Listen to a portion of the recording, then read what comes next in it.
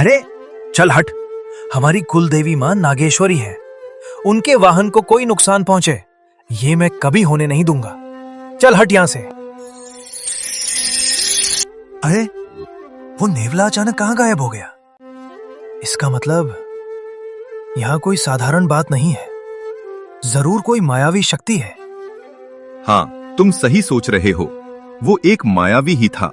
अगर तुम वहां नहीं होते तो शायद आज मैं जीवित नहीं बचता।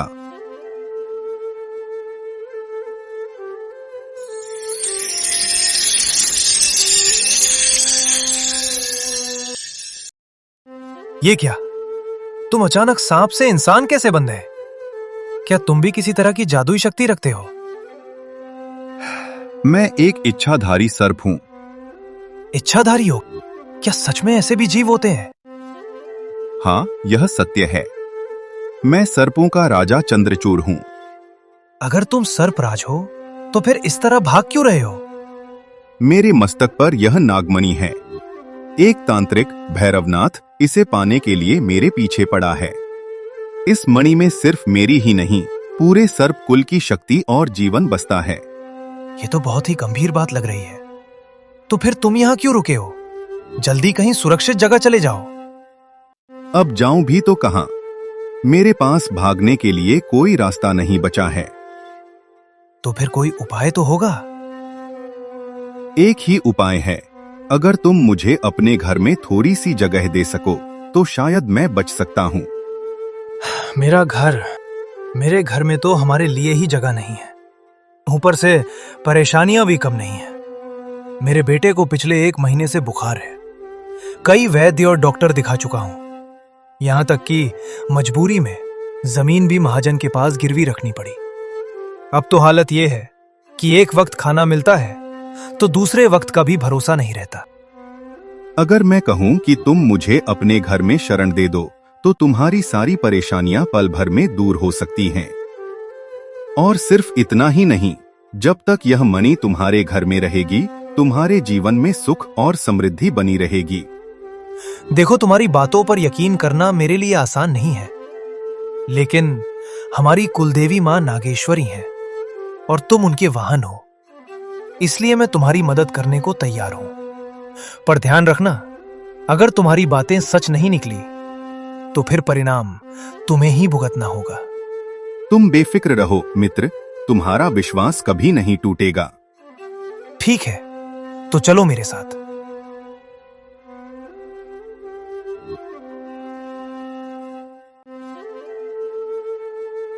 मीना, अरे ओ मीना, कहां हो तुम?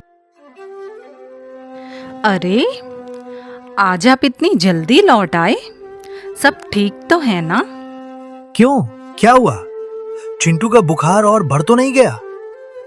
नहीं जी, आज तो उसे बिल्कुल भी बुखार नहीं है, जैसे अचानक कोई चमत्कार हो गया हो। और सुनिए, एक और अच्छी खबर है। साहूकार जी आए थे। वह कह रहे थे कि उन्हें मां नागेश्वरी ने सपने में दर्शन दिया है।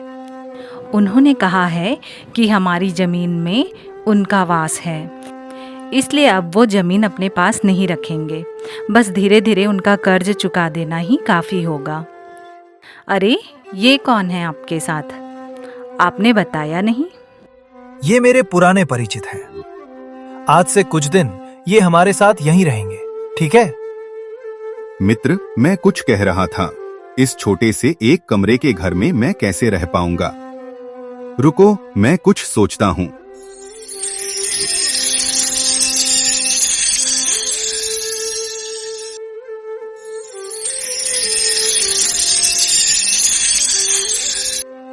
अरे ये तुम क्या कर रहे हो?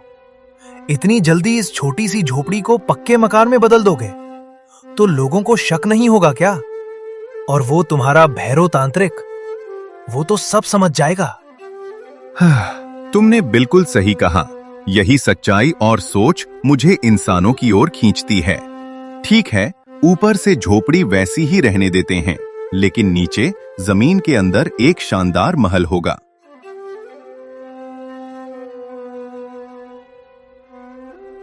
अब सब कुछ संतुलन में रहेगा। किसी को जरा भी भनक नहीं लगेगी। वाह, ये तो कमाल का उपाय है। ओम भट्ट, कोई है?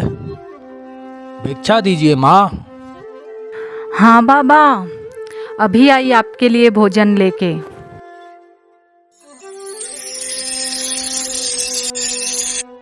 अजीब बात है, इस घर में मुझे किसी सरपराज की कोई ऊर्जा महसूस नहीं हो रही। अगर वो यहीं होता तो मेरी ये भस्म अपना रंग बदलकर संकेत जरूर देती। क्या सच में इस गांव को छोड़कर कहीं और चला गया? नहीं, ये मुमकिन नहीं। वो यहीं कहीं छिपा है।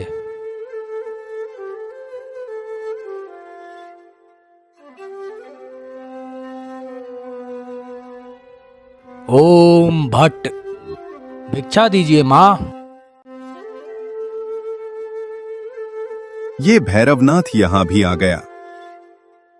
जी बाबा, ठहरिए, मैं अभी खाना लेकर आती हूँ। अरे भोला, तू जल्दी से ये घास खा ले, मैं आई अभी।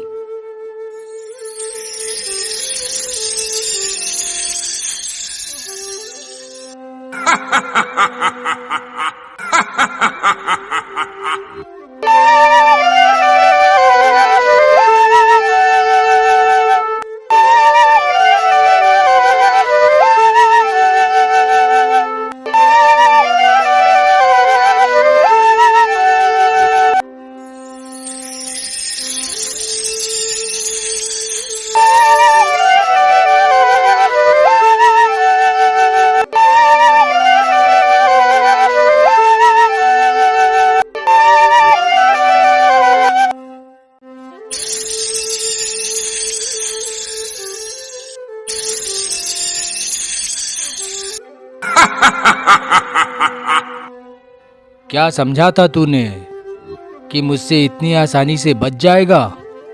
ये तेरी सबसे बड़ी भूल है। भैरवनाथ की ताकत के सामने तेरी हर चाल नाकाम होगी। हे देवी नागेश्वरी, मेरी रक्षा कीजिए। माँ, मुझ पर अपनी कृपा बनाए रखें। अब देर नहीं लगेगी, मैं तेरे शरीर को चीरकर वो मणि हासिल कर ही लूंगा।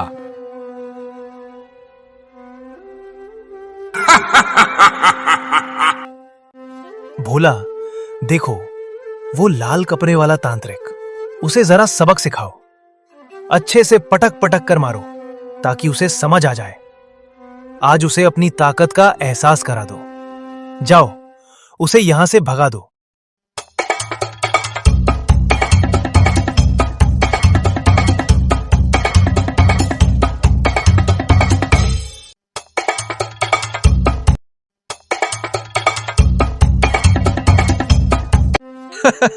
जा जा जा, उसे मार मार के सीधे गांव के बाहर निकाल दे, और ऐसा पटकना कि इस जन्म में फिर कभी सीधा खड़ा भी ना हो सके।